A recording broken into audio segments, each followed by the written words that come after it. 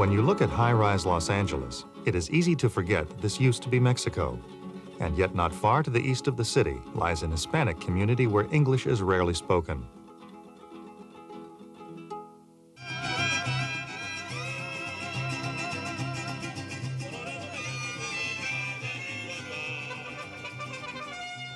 These people are proud to be Americans, but the Mexican culture is still very much alive here, and since 1988, the center of what some people call a miracle.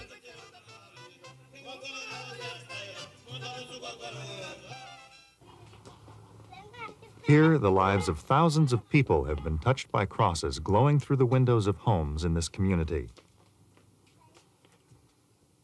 Dramatic changes in people's lives have been reported after they have visited these crosses, and many are claiming to be cured of serious physical diseases and mental problems.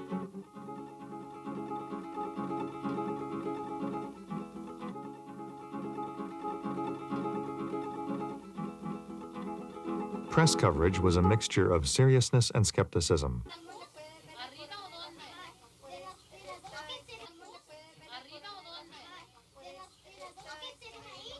Television stations and newspapers reported only on the first 2 crosses, even though all of the crosses were inspirational to the people closest to them.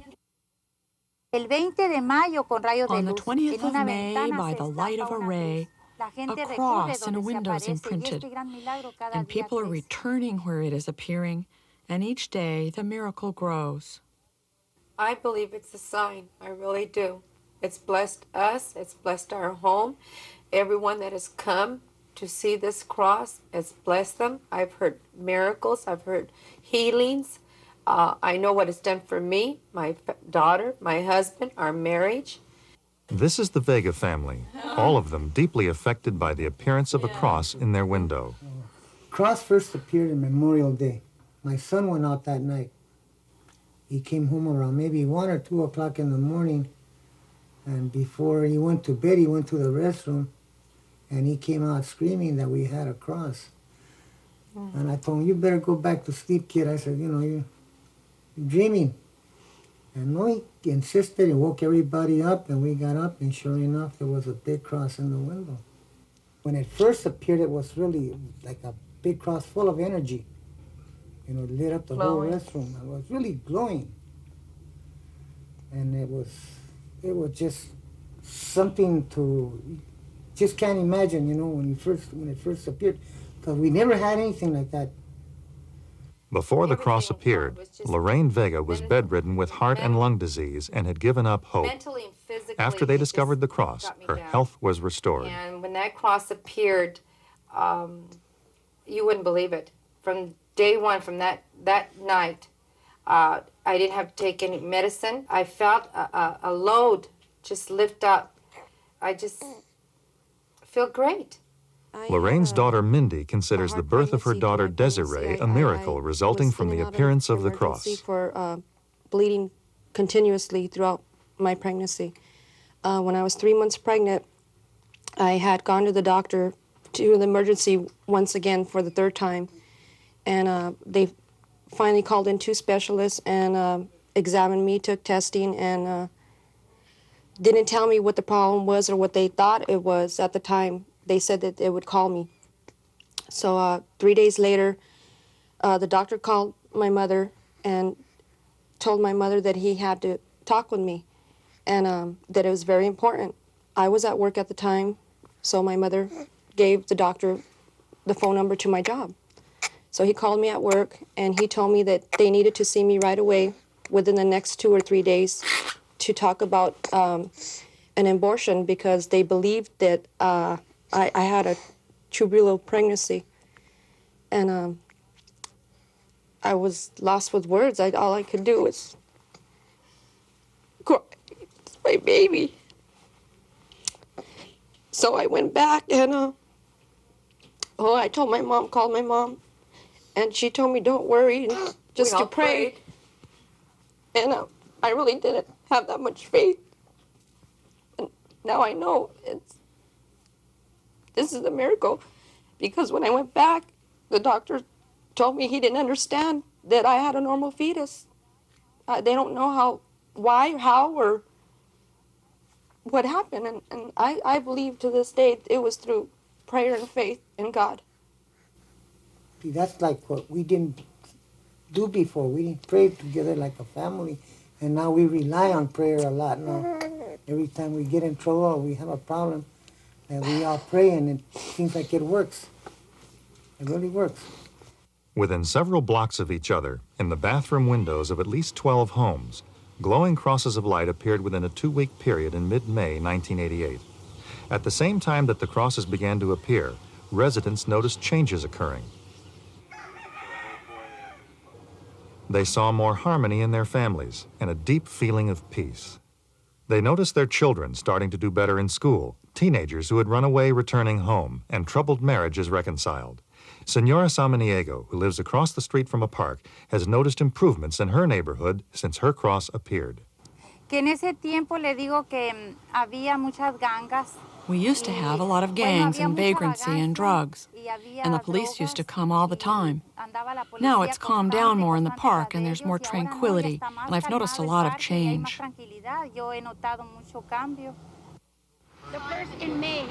Pilgrims keep coming to visit the many crosses, some from thousands of miles away. This is a bedroom, not a bathroom.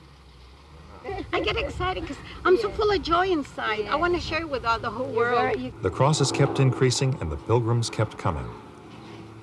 When we began this documentary, there were 3 crosses. By the last day of shooting, there were more than 20. Oh my God. The crosses appear in opaque glass and have the same basic shape, all with a diamond around the outside. And all appear to float on the other side of the glass. Every cross also has a slight rectangular thickening in one of the crossbars. The diamond and the thickening are not always seen from every point of view, but they are on every cross. This is an Ojo del Dios, a God's Eye, an ancient Hispanic cross which bears a curious resemblance to the crosses in the windows. A single pointed light source is always on the other side of the glass when the cross appears.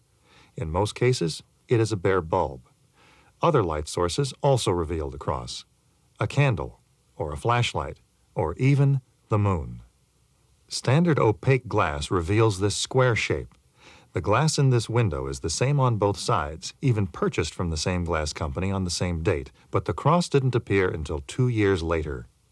We went to several glass shops looking for pieces of this same kind of glass, but the glassmen told us they had never seen a cross in glass before.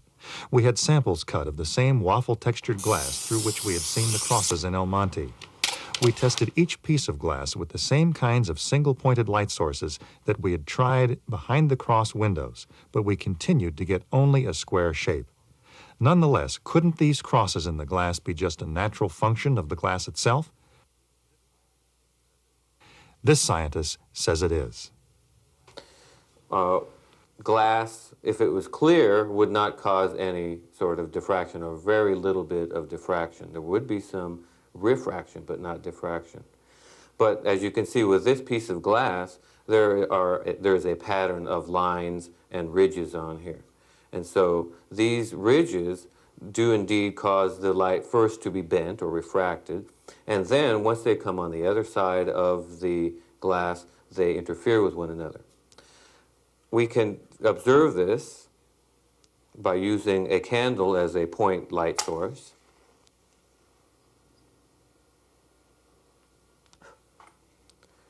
And if we look at it from behind, we can see how the pattern is formed here as a result of the light rays being bent by the glass as it changes speed, but also the slits or the ridges in the glass cause them to come out and interfere with one another, and hence the pattern of dark lines and light lines forming what you see right now.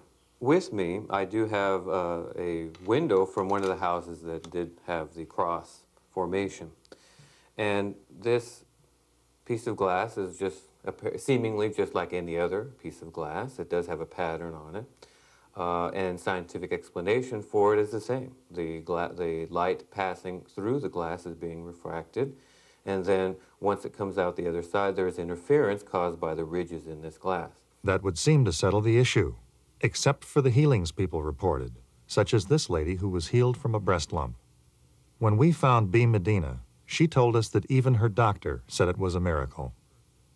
She was the first person to be healed in the presence of the first cross. At work, they have this mobile, and they do cancer screens, and they found that I had a lump. So I went to the surgeon. He says he wanted to have a ultrasound on my breast. So we went and had an ultrasound, and when the report went to the doctor, there was nothing there. So all this time, this happened before the cross, and after the cross, my lump disappeared. So I give thanks to God for that. The pane of glass holding the cross was taken out on request of the people. At first, they were very zealous about having a religious crowd coming and viewing the cross, which they also viewed to be a miracle. After a while, though, like a lot of natural phenomena, the crowd pulsated, it grew a little bit more excited, and it became too much of a drain on the family living inside the apartment. So then what happened? We had an officer come. It was actually the people who lived inside of the residence that removed the pane of glass. The officer escorted them into the patrol car. They were then taken to a nearby church so they could donate the pane of glass to a church. Did you hear what happened at the church and after that? I believe it was examined by a priest, and he didn't back or discount anything regarding a miracle. We found the priest, Padre Pedro Maria, at the Guadalupe Church, and asked him to confirm stories that when the pane of glass was brought to the church, the cross would not appear. Some of the people said that God wanted the cross to be seen by all religions and not just by Christians, and that is why it would not appear in the church. Padre Pedro explains. I already knew there had to be a direct light source to reveal the cross. They tried several light sources, even a flashlight that they move around, to try various positions trying to make the cross show. They were surprised that they could not see the cross. So they took it back home. The people told me the cross come back as soon as they arrive home. Mom, someone's here to see the cross. Mercedes Juarez now has opened up her home as a meeting place for people of the community and elsewhere to see the cross. Hi, come on in. The cross is this way. This way. If you just follow me. After bringing the cross back from the church, she now has it in her living room as part of an altar. There it is. She believes that many of those who have come to pray at her cross have received healings through it. Senora Juarez had 2 miracles of her own. Because of a damaged uterus, the doctor said she could not have a 4th child, but she did have that child and was cured from her epilepsy as well. She encourages others to ask for healings too, believing that Jesus heals through the cross. Jesus is the one that makes the miracles. When we gather in prayer, we truly believe in his words. He says, when 2 or 3 gather in my name, I am there. And we feel his presence, and all the miracles come from him. Not from any human, but from him, from Jesus himself, because he created us. The Bible says that he weaved our bodies in the womb of our mothers. So if he created us and created our organs, he can surely create them again. And that's exactly what is happening. When we pray and people get healed, it's because we ask Jesus to create a new organ again. That happened to me. He gave me a new womb, a perfect one. And this is the proof. We have this beautiful baby. And it's the same thing with other people that have come with problems, physical problems. People come to pray. Most of the people that have come to see the cross, they come with a need, usually a physical healing that they ask God for. Sometimes they also have moral wounds, I would say. And the people that are here praying right now, they are praying for a healing for this little girl. Oh, Lord Jesus, help. God had made many miracles happen through prayer and through this cross. I truly believe that it is through this cross too, because when we pray, the light of the cross gets brighter. And again, I remember the scripture that says, our light is from your light. And miracles do happen. Other crosses began to appear outside the Hispanic community, where some people give non-religious interpretations to their significance. Carol Farina found that her cross dramatically increased her creativity. I also think that these crosses are a sign of change and transformation that the people of this earth need to start making by getting in touch with the light within themselves, the energy, the power that they have to make the changes regarding things like world hunger, pollution, water supplies, air. Meanwhile, several months later in El Monte, the first crosses to appear were still shining forth.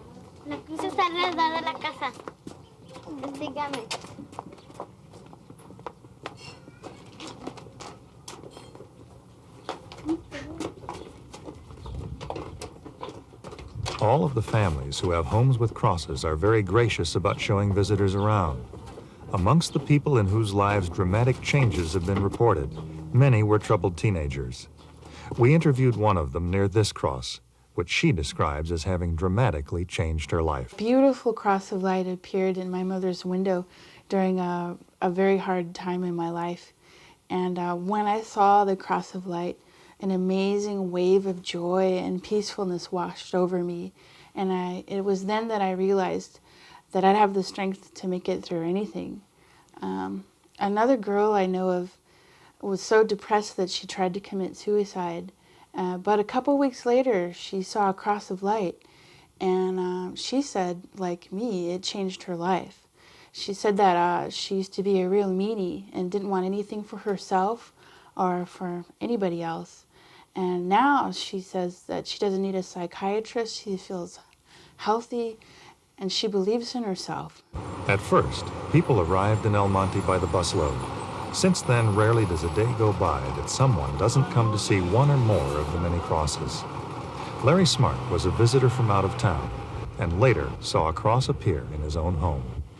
6 months later, I was awoken in the middle of the night, went into the bathroom, and I noticed a big bright light coming through the window, so I went and looked out and saw who had the spotlight on us. And amazing, there was a cross burning in the window. It looked like it was burning. It was a big glow, and I woke my wife up immediately. I said, honey, you got to see this. She went up there, she looked at it, and she said, oh my God, and went back to bed, woke up the next morning and said, did I see what I thought I saw? I said, yes. And every night since, it's usually every night anyway, we go to look at it. And a lot of times I wind up praying to it. I don't know why I don't use drugs anymore. You know, it's God or something. It's the only reason I'm still sober. And I lost total craving, and that's what I asked for when I first saw it, to relieve my addiction to drugs and alcohol. And that obsession was immediately taken away. That's about all I can really say about it. You know, it's turned my life around totally. Other crosses appeared in San Francisco, Washington, D.C., and this one in Canada. Well, I was skeptical at first, too. I thought it would go away. I thought it's just a figment of my imagination, but it stayed there. I checked it daylight, and I checked it at night, and different sources of light, and it stayed there. And there is a great deal of energy that comes from that. It feels like a healing, peaceful energy. Doctors are reluctant to admit that non-medical cures happen, and much in the medical records lacks definitive proof. And yet this document prescribes corrective lenses that the patient never needed, because after praying to the cross, her eyesight was fully restored. The medical records of the people involved in this documentary are not what we would call provative in terms of what medicine considers proof. All of the people who have talked about healing have talked about healing of problems that we see go into remission by themselves.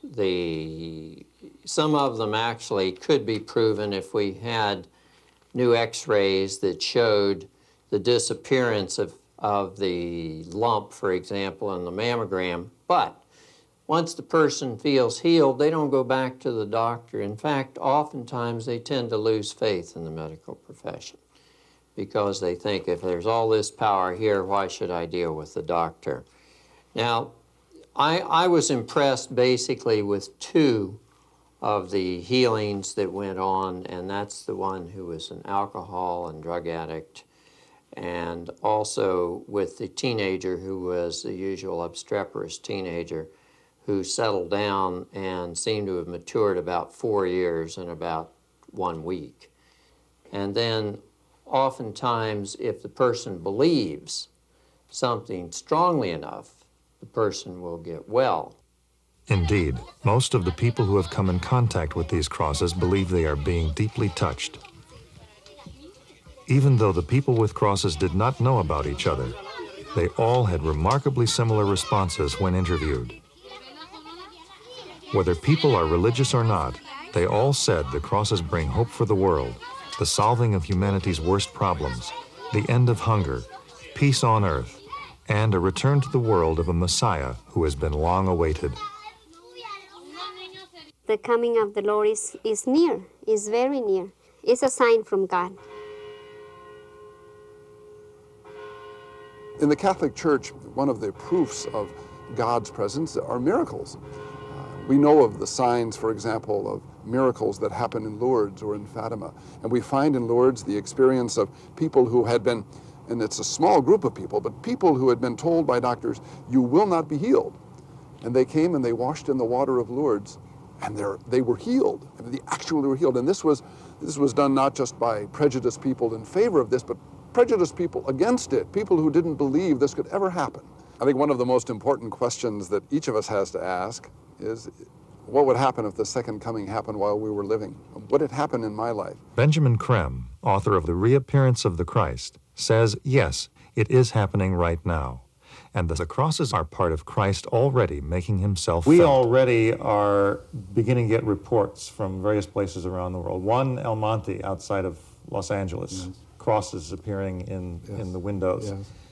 Yes. Is that connected to this? Indeed, yes. The Christ is manifesting a series of crosses of light all over the world. He said so many that no one could doubt that something extraordinary was happening. And as you know now, there are 12 in the Los Angeles area. And the manifestations of the Virgin, which are taking place all over the world, like at Medjugorje and Yugoslavia, yes. 25 at sites in Italy, in Ireland, and in Australia, New Zealand, and all over Europe. And they are the signs of the presence of the Christ. The Messiah is expected now by many Jews. Rabbi Ted Falcon explains. There are two basic ways that the time for the coming of the Messiah is understood within some of the traditional circles in Jewish tradition. One is through trying to figure out numerologically on the basis of old texts, when, in what year, in what era. And there are those who say, just as we talk about this being the Aquarian age, there are those who are discovering in the flow of the zodiac and the flow of various sections, segments of history, that this is the time when Messiah is supposed to awaken. There are others who look at various world events and say that it's through those world events that the indications of such a coming is to be announced. And those are the ones who look and see that the issues in Israel are harbingers of such a moment now, that the political, the social difficulties, the exacerbation of the violence even there and in the world as a whole speaks the conditions which in fact are required for that messianic being to arrive. Muslims expect the Imam Mahdi. I was born and raised in a Muslim family, and Muslims believe that Imam Mahdi, which is the last of 12 imams, is a religious leader. He disappeared, and he is to appear again when the world is full of chaos, and to restore peace and bring good relations among the nations. And when a cross appeared to his family, Mohammed took it as a sign. I'm an electronic technician, so I wanted to experiment with light and see whether we have one on our bathroom window. So I took the flashlight in there and checked it out. Every time I got that funny-looking rectangular shape on both of the windows, the left one and the right one. It was amazing. All of a sudden, I get this urge to go and check the window again, the bathroom window. And I take the flashlight with me and go in there, and I check it sure enough, on the left hand side window, I had that cross of light when I threw the flashlight on it. I think that the one that the followers of all religions believe is coming back is here among us.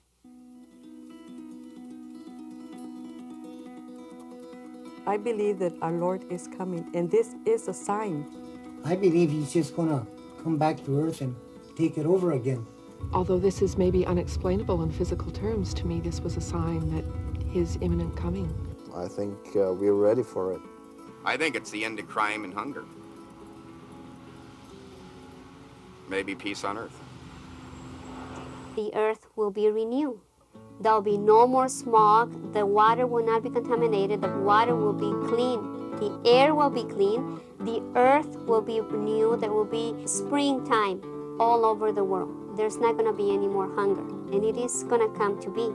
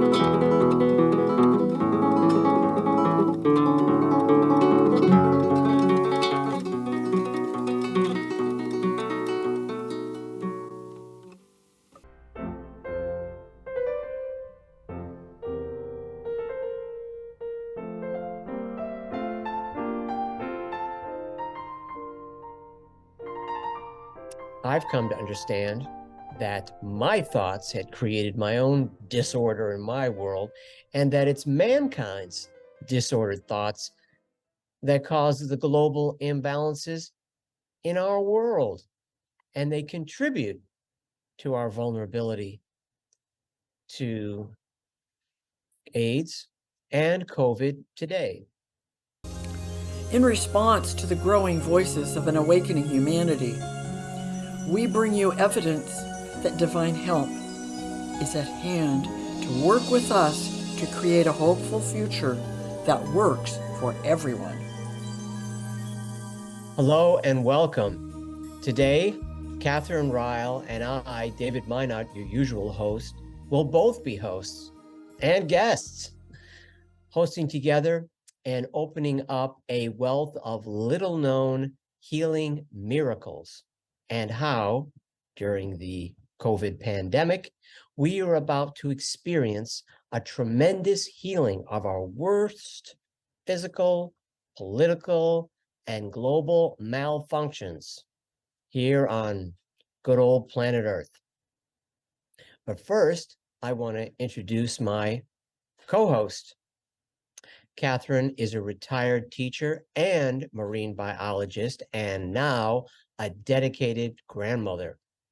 For over 40 years, Catherine has been actively sharing this information that we are discussing today. Welcome, Kathy, to the show. Thank you, David. It's wonderful to be here, and I always welcome any chance to share this extraordinary information that is so full of hope and possibility. And when I first heard this in 1982, it completely changed my understanding and perspective of the meaning and purpose of life. And ever since then, I've been galvanized to do all I can to help people know about this wonderful information, possibility, awareness of what is going on now on planet Earth.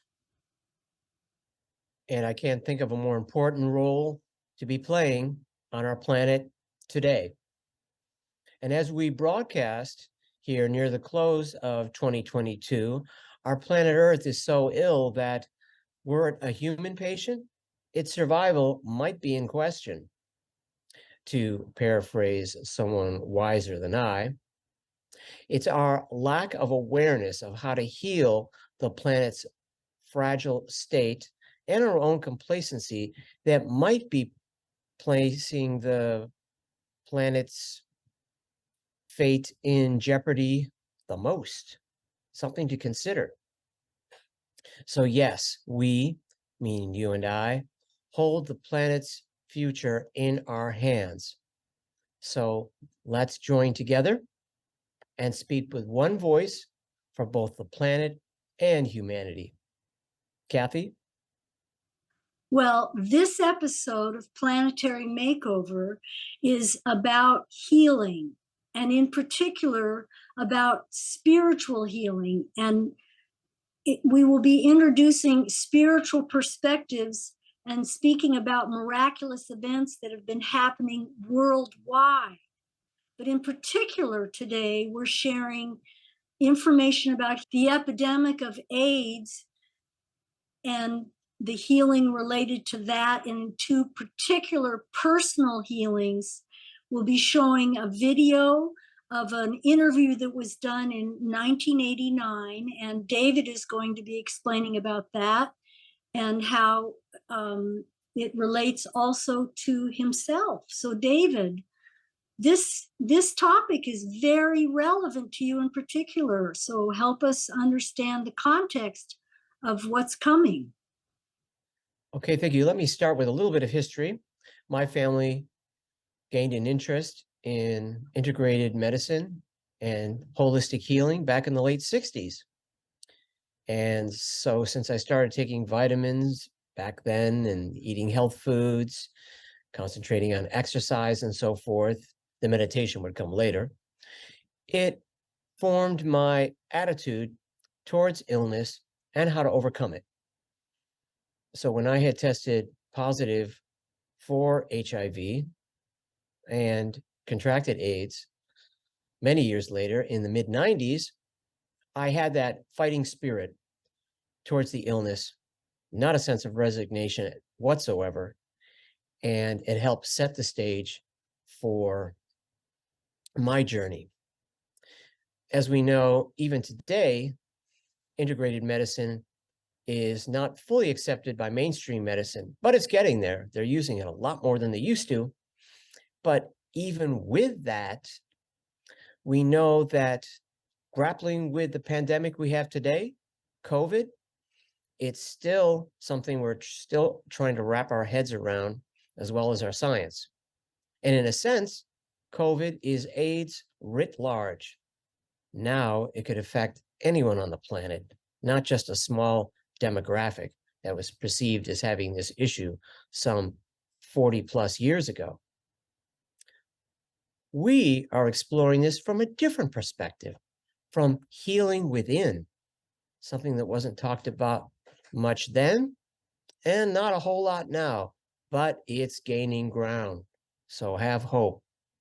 We're talking about this healing coming from the soul and how invoking this energy can help create divine healing.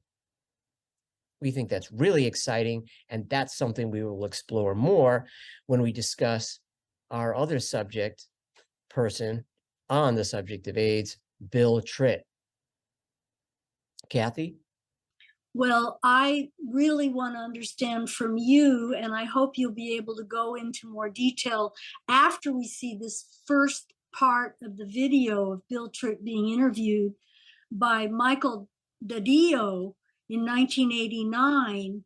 I look forward to understanding more about how your journey was similar and how it was different. And you have more to say about what we're going to see in this video.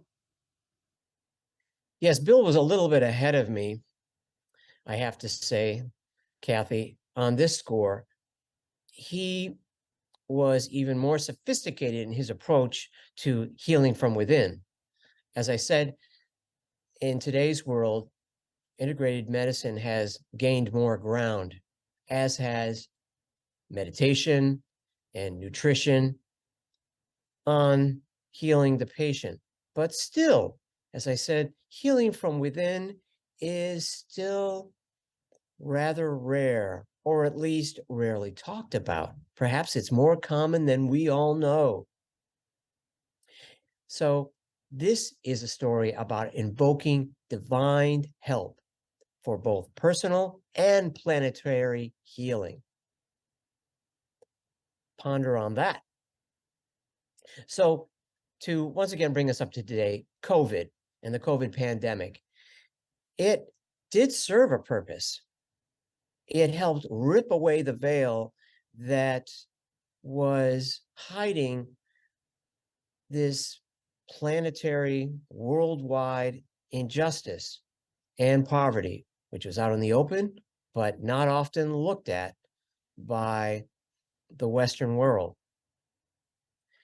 With COVID, people that didn't have enough health insurance, that didn't have access enough to good, nutritious food, clean water, a clean environment, education about the illness, and so on, were more at risk. And we saw that the poor, working class, and the middle class were dying at a higher rate than were the wealthy. And of course, as you went down the scale of earning capability, we went up the scale in deaths. So, given this quandary today, where we're still coping with lack of health care and political corruption, Kathy, why are we so hopeful about the future? And how is revisiting AIDS today so relevant? Well, I am hopeful, number one, because of this information about spiritual perspectives on the transformation of the planet. What we're seeing today, the unrest, the confusion, the conflict, at the same time that we're seeing all these things that look so awful, environmental degradation, at the same time, behind the scenes, there are signs of hope everywhere. And in particular, the amount of people that are protesting for justice and for peace and for healing. Again and again, we're seeing groups of people claiming their right to the basics of life, and that is only growing. Parallel to this, united with this, is what we have learned about in this information that we're sharing today, having to do with the awakening of the planet and the fact that we're not alone as we face these challenges. So the crises are bringing up out of necessity, a coming together to address the issues. Right now, those sorts of things are happening in little pockets all around the world, little experiments, new ideas on economic systems, new ideas on healing, new ideas on how to live together and be in harmony, interfaith projects. So wonderful, positive things are happening behind the scenes. And what we have seen, the miracles that we're going to share today, are frankly phenomenal events that people need to know about so they too can take hope and take heart about what the challenges are and how we are going to solve our problems. We are not alone. So David, bring us back. We're ready to see the video. Can you tell us more about your story before we learn about Bill Tritt? Yes, a little bit about that. As most of the world knows now, when one contracts HIV, it alone doesn't cause AIDS. It's the destruction of the immune system that does that. And then other opportunistic diseases can enter. And that's what we call AIDS. And so at that time, my immune system got further run down. The T cell count, those helper protector cells, numbers were going down. The viral load, evidence of the virus, was going up. My energy was dropping. I lost a few pounds, not that much though. Not like the stereotypical weight loss that so many of us saw in AIDS patients. Didn't lose much weight, but I lost a lot of energy and got pneumocystis pneumonia, one of those opportunistic illnesses that crops up when the immune system is suffering. And it slowly wore me down to the point where I had to enter the hospital because I could no longer breathe. And as it turns out, did it just in the nick of time. With Bill, he will describe how he got sick, and yet he could somehow see through that to a larger view, a larger vision, and a refusal to give up on his life. Once again, that healing through divine intervention that we referenced, which he will describe in more detail. And Bill and I, another good point to make is that we both realized that we had a choice. We will talk more about this later. We had a choice between life and death. We did not close all our affairs and think, well, that's it. Story's over. I'm going to die. And that made quite a difference.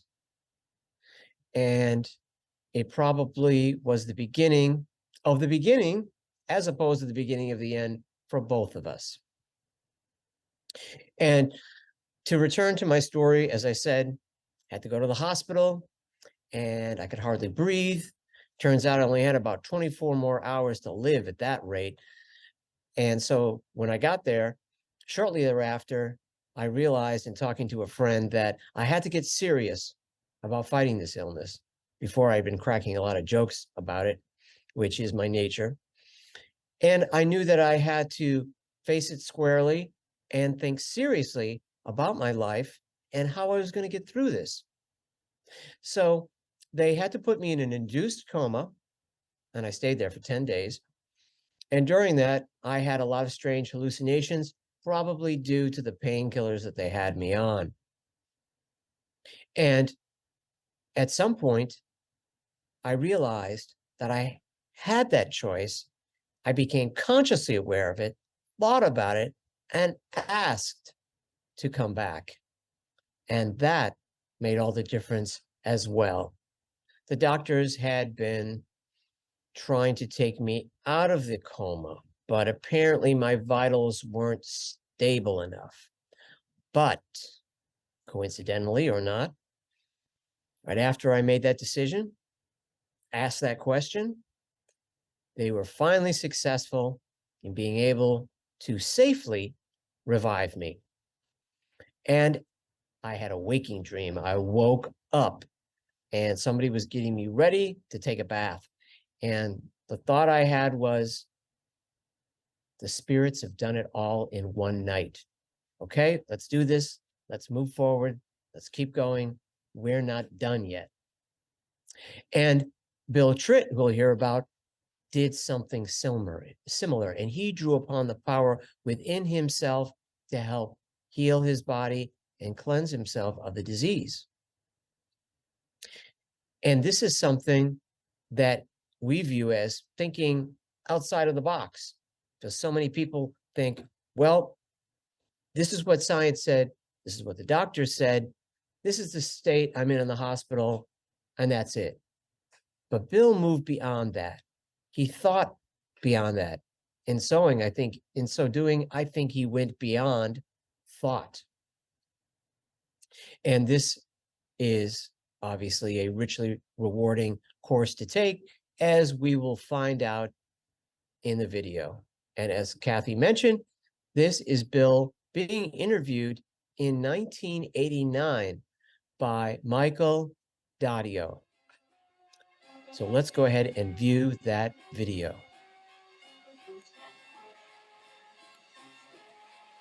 The plague of AIDS is consuming tens of thousands of lives. But now there is hope. This hope is not coming from conventional medicine, but instead from within the community of the AIDS victims themselves. Throughout history, whenever mankind has been unable to find solutions in the world outside himself, he has turned inward and inevitably found them. Our purpose with these interviews is to document that there are large numbers of people who have been cured or cured themselves of this disease. There are certain similar patterns running throughout each of their experiences. These experiences are valuable to those people who are now living with AIDS or dying of AIDS. By imparting these processes, techniques, and experiences, the victims can, in their own individual cases, possibly cause a reversal of the disease by employing this information if they care to do so.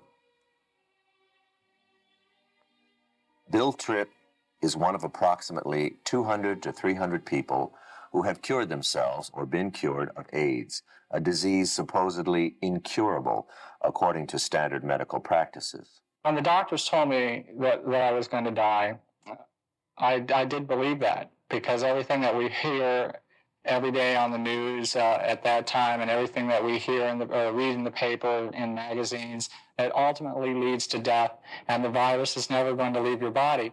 And they don't ever come up and tell you that, hey, so-and-so had the AIDS virus and no longer has it, and there's a cure, but we didn't give him the cure. The doctors didn't give him the cure.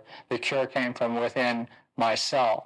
When conventional medicine tells you that there's nothing that we can do for you, then you have to do it for yourself. You have to say, I'm not going to accept what you tell me that you can't help me. If you can't help me, I'm going to find someone who can, and the only one that could help me was me. So these doctors had programmed me that I was going to die from this disease, and I just told myself, I said, I'm not going to die from this disease, and I don't have to die from the disease. And I started doing relaxation, meditation, and detachment. When you're sick with AIDS, you're so sick and you have nowhere to turn, you have to turn inward, and you have to pull down to your soul, and you have to find a reason for living, and you have to excel with that.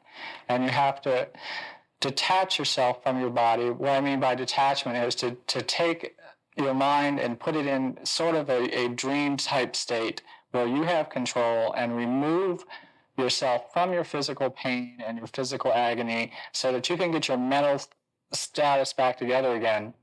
And I changed my attitude to a positive approach towards healing myself. And lo and behold, in February of 1989, I tested negative for the AIDS virus. So that's only 5.5 months ago. Right. And I've had 4 different tests, both blood and spinal fluid tests, sent to several institutions, the Center for Disease Control, the National Institute of Health, the Pasteur Institute, which had diagnosed the disease in the first place. And all 4 since February have come back negative, and the disease is not existing in my body. You have a choice. I had a choice. And the fighting attitude. And definitely, you have to have a fighting attitude, and you have to have a positive attitude. Well, now that we've seen a little bit of Bill Tritt's story, let's talk about some of the similarities between his situation and mine. As I've said, we both knew that we had a choice. And a lot of patients in this situation don't know that. They might suspect it, they might believe it, but they don't fully apply their will to the situation. Nothing happens by itself. Man must act and implement his will. That's something that Bill and I both did with full conviction and no doubt in our minds that it would make a difference. All the major religions expect the return of a master teacher. The Buddhists expect the Maitreya Buddha. The Christians expect the Christ. The Jews expect the Messiah. The Muslims expect the Imam Mahdi, this teacher whose name is Maitreya. The Buddhists have the name right. Maitreya is known as the world teacher. He has come to fulfill all the expectations of all the religions, and he has come primarily as a teacher for people of all religions or no religion. He comes with a group of advanced human beings, just like us. Maitreya is considered the eldest brother of humanity, and he comes with a group called the Masters of Wisdom. So you will hear us refer to teachings from the Master, standing behind humanity, guiding our evolution. The first person was Madame Helena Blavatsky, a Russian woman who was active in the late 1800s. And at the same time, another Russian woman named Helena Roerich, who brought forth what are known as the Agni Yoga teachings. And then another woman in the early 1920s and into the 1940s, a woman named Alice Bailey. These three women published books that explained various aspects of the ageless wisdom teachings.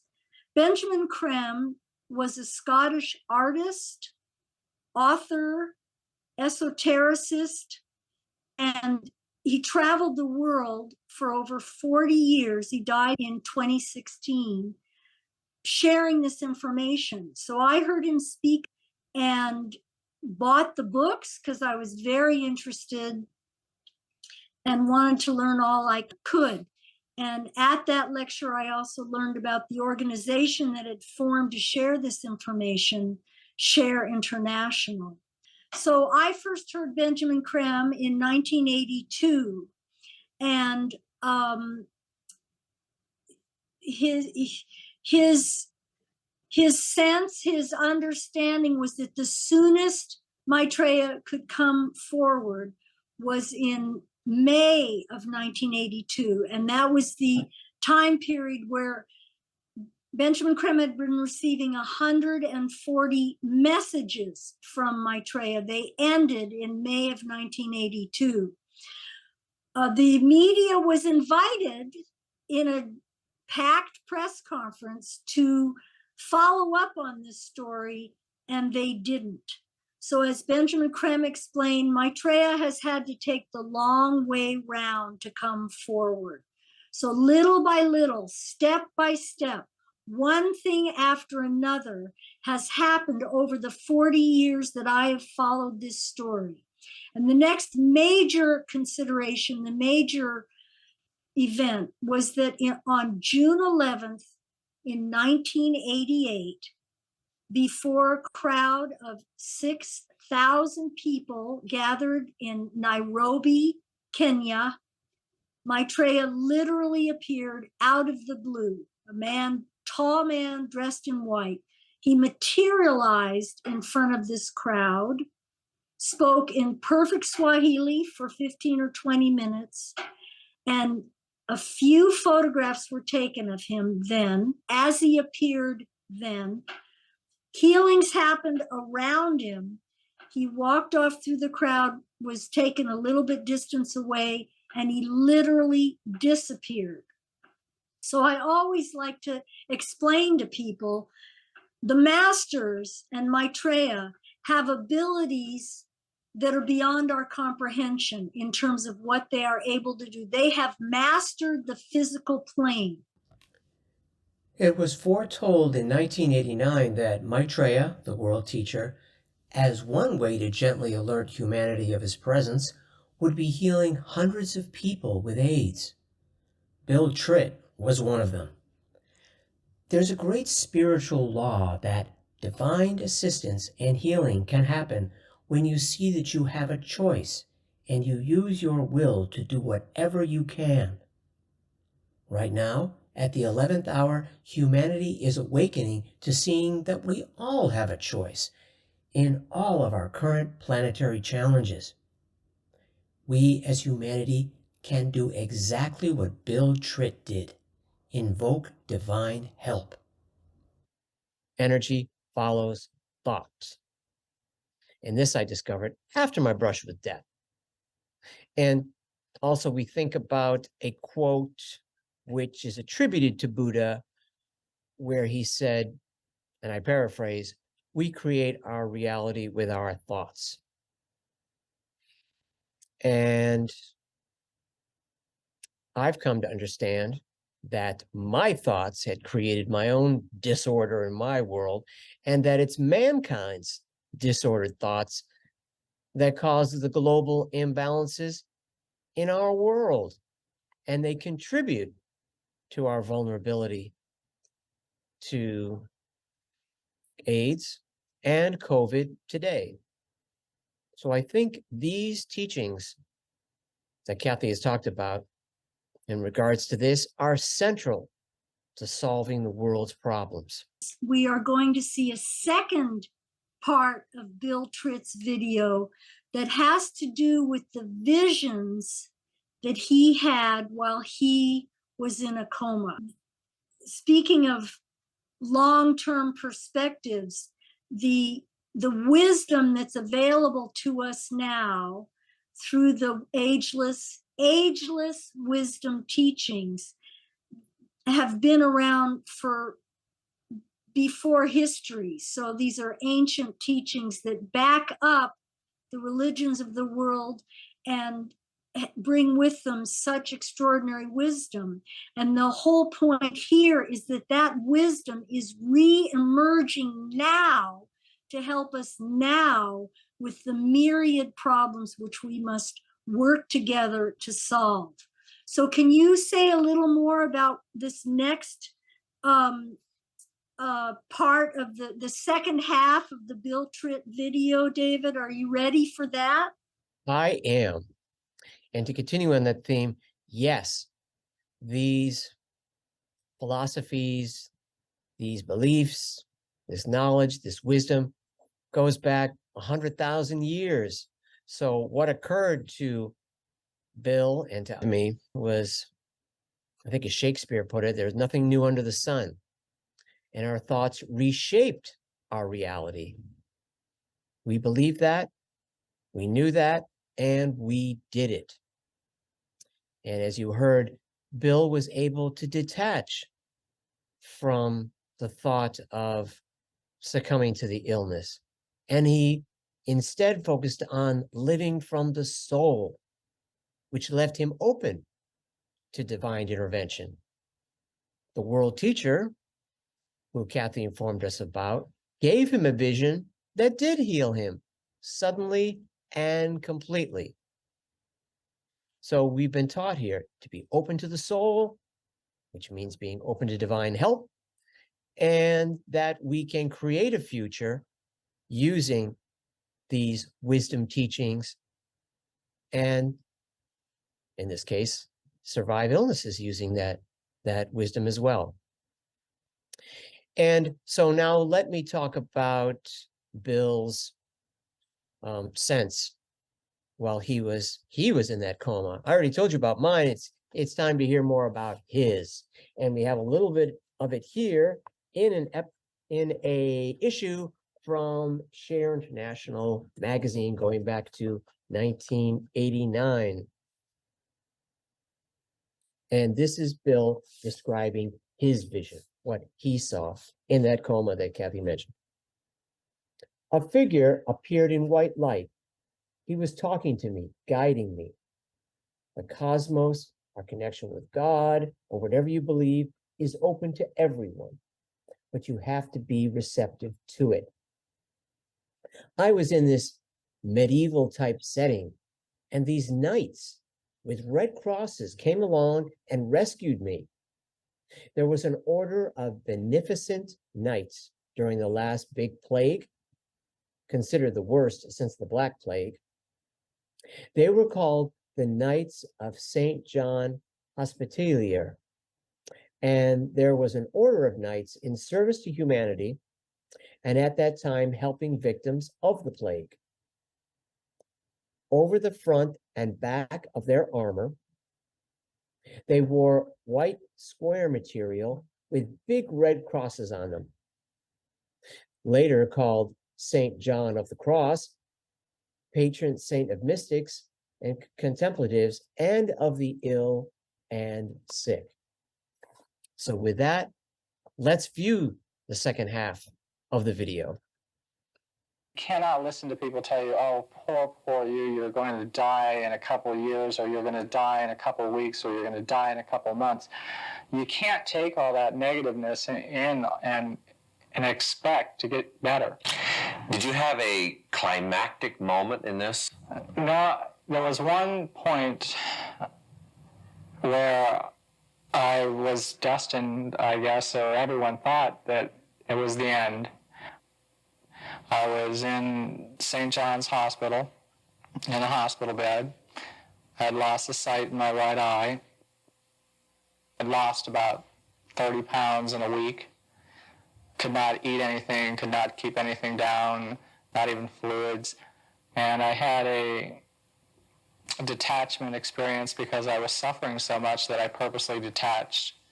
Oh, yeah, that's when you had the visionary experience that caused the disease's reversal. Right, and I had a tremendous experience where I was sort of very close to nature and very in a lot of trees, a lot of bushes, and I mean, I could practically smell the aromas of the plants and things next to me. I felt totally energized, and I felt like 10, 15 years younger, and I knew at that particular moment that I was free of the AIDS virus.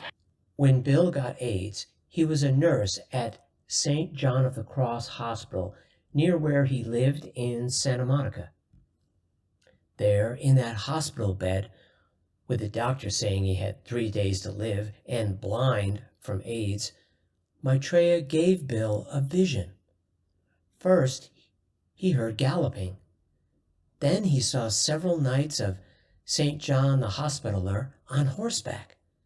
When he saw them, with the red cross over their armor, he felt a sense of comfort and knew they were going to help him.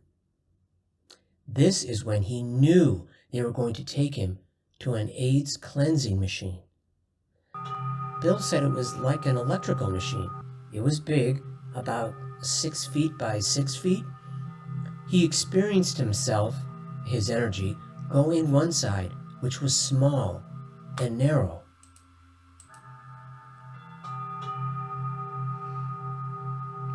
And I awoke in the hospital bed the next morning, and I could see again out of my eye, and I called to the nurse and I told her to call the doctor that I was able to see, and I knew that then and there that the virus was gone. And I told my doctor that I demanded that he do more blood tests and another spinal tap and test it for the AIDS virus, and to their astonishment, the blood and the spinal fluid came back negative.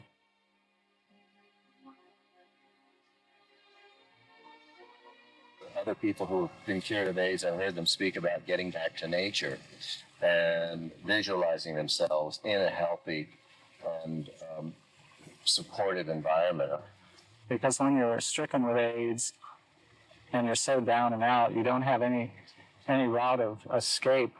So you have to do visualization in order to satisfy the need for physical escape from your body. I mean, being confined to a bed all the time, or even to a particular room in the house, or even your house or apartment alone, it will make you crazy. So in your visualization, you feel that transporting yourself in imagination to a beautiful, healthy, supportive, natural setting is part of what the healing process is, that your mind will follow that direction, and that your body will then take its commands or cues from the mind if the mind puts it into the right environment, a healthy environment.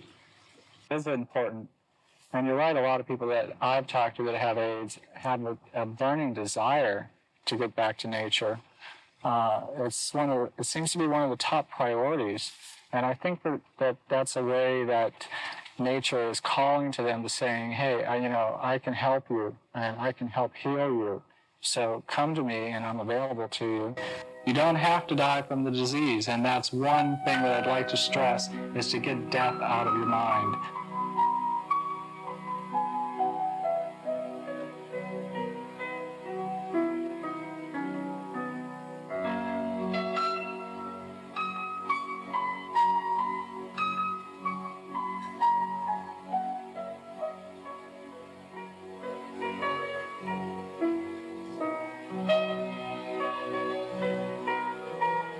You don't have to die from the disease. I am living proof that you don't have to die from the disease. I almost died from the disease. I had a choice.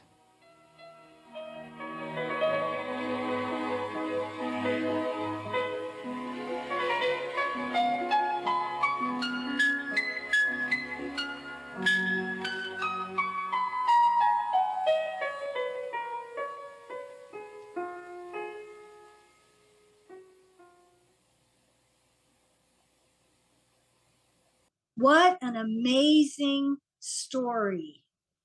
What an image to consider with Bill Tritt's experience. And I gather that it took him a while. I read the whole article in Share International magazine.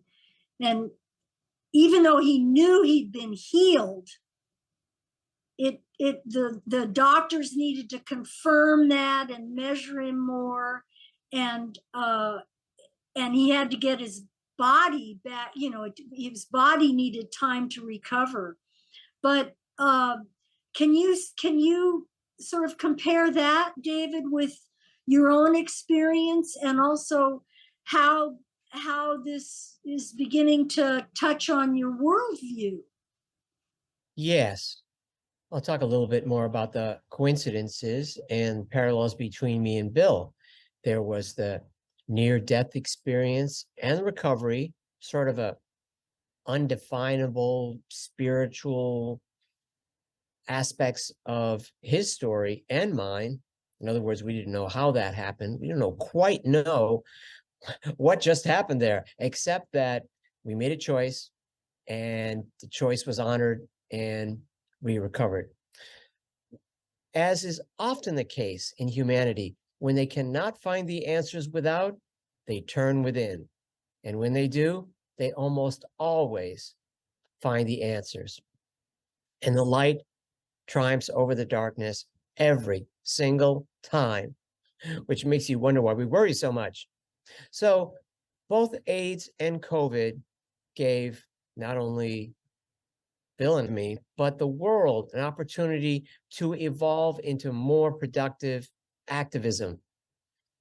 And this brings to mind another quote from the world teacher, Maitreya, who Kathy has informed us about, when he said, "Why sit still while the world groans?" In other words, get involved, get active, stop being complacent. And he had said another time, take your brother's need as the measure for your actions and solve the problems of the world. There is no other course. A quote that's attributed to Confucius, which, to paraphrase, is basically crisis creates opportunity. And Bill's health crisis and mine offered us the opportunity to shift our focus and to look at the illness, ourselves, and our place in the world differently, to heal from the soul, to invoke soul healing. How are you doing now, David? My health is stabilized.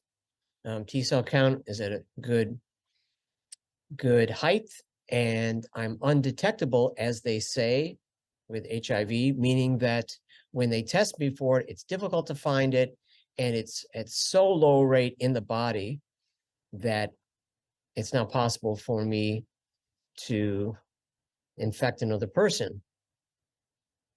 That is wonderful news, and I'm so glad. We need to share, we need to spread love, we need to work for peace, we need to heal the environment. We can do it, we have help. I'm so glad to share this with you today, David. It's been wonderful to be here with you. And I'm so grateful for all the people that have listened to what we have to talk about. Take it as food for thought. It's an idea. See what you think. This experience taught me, and perhaps taught Bill too, that we have a choice, and that the world also has a choice to create a new golden age. Kathy, thank you so much for joining us here on Planetary Makeover. You really made this episode. David, thank you so much for having me. It's been a great joy to share this wonderful, hopeful information. Here's to our future, positive future. My name is Tony Townsend. The program is Stranger at the Gate. The Stranger at the Gate refers to Maitreya, the world teacher. On the 19th day in the month of July in 1977, the Son of Man walked among us again to help us change our earth into heaven. I looked for the signs and I listened in the wind for the simple man who cares for us all. I look to myself, for I know he is within, and I listen for the sound of his call.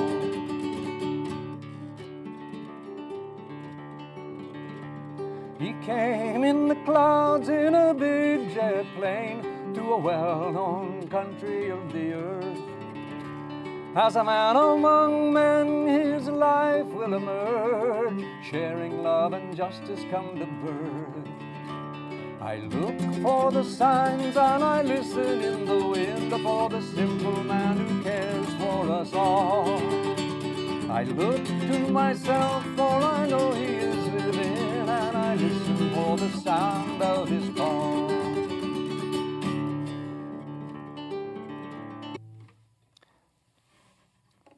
The whole world, humanity, is in need of healing.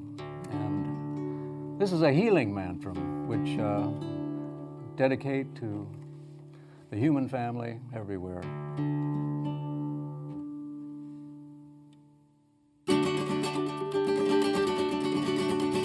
May the power of the one life pour. May the power of the one life pour.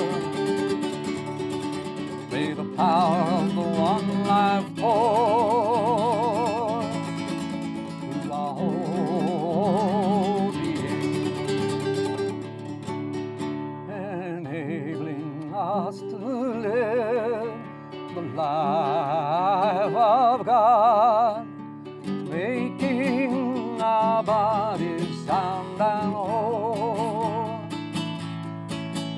May the power of the one life pour through our whole being.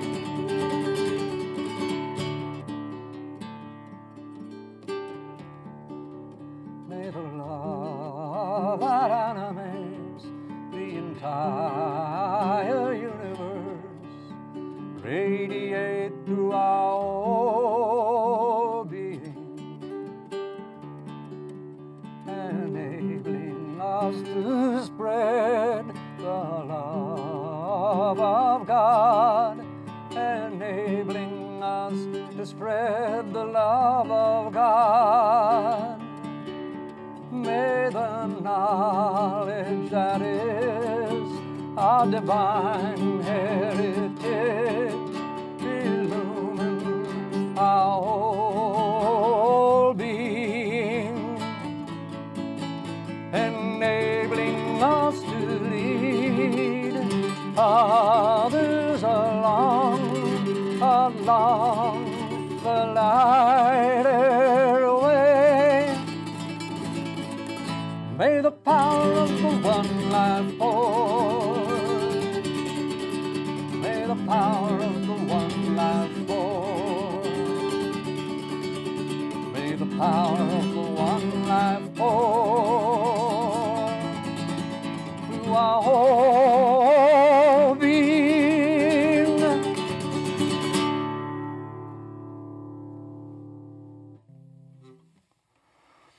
The return of the masters and of Maitreya have to do with the fact that humanity seems on a course of self-destruction always. And we got through World War II and we survived the confrontation between the two great three or whatever superpowers, but now we're facing another problem. In the movement of the despotic aspect in our own country. The main reason for the return, however, is to allow people to live normal, healthy, active lives so that they can discover and develop the godlike nature which lies within. And the very first thing we must do is learn to share the resources of the world so the G7 countries don't hoard them all, so people who starve and die in their millions can have a decent life. And this is a song with words by Maitreya, Learn to Share.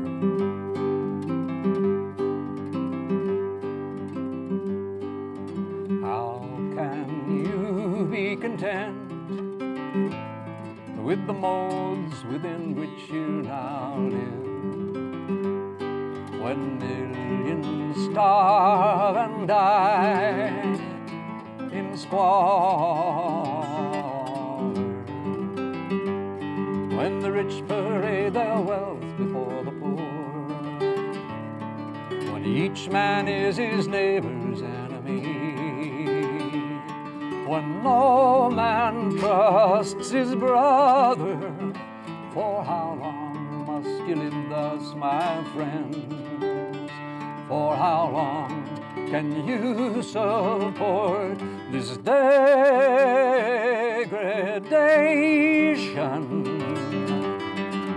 Learn to share, to grasp your brother's hand and know him as yourself.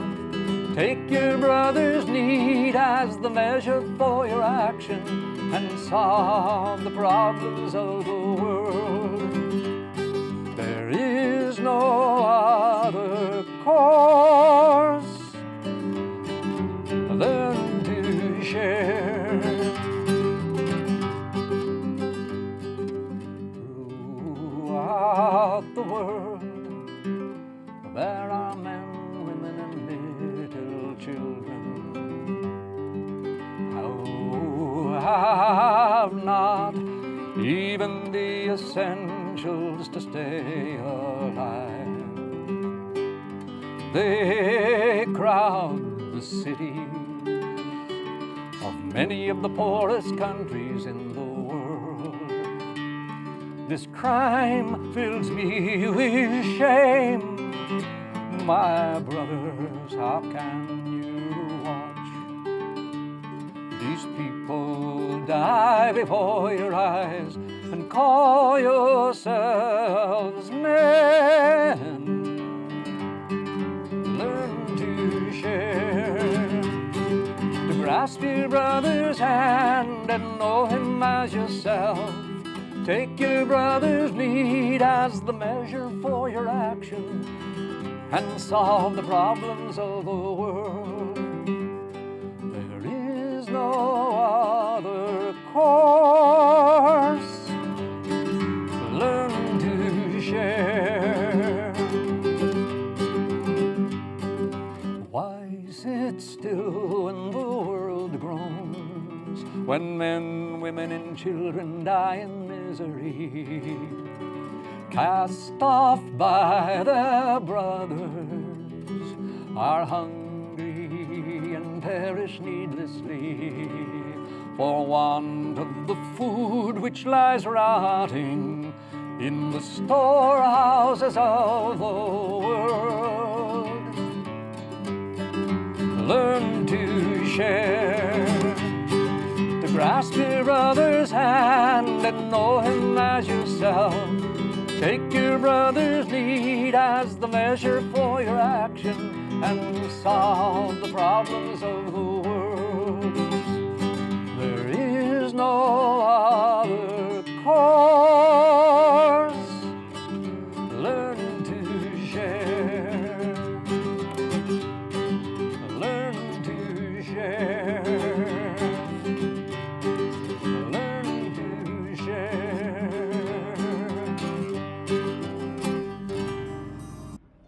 This show has been a production of planetarymakeover.org. For more background info, visit www.shareinternationalwest.org.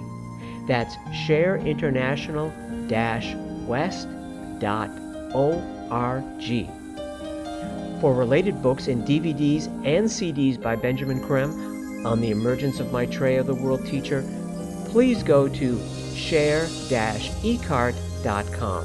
That's share-ecart.com.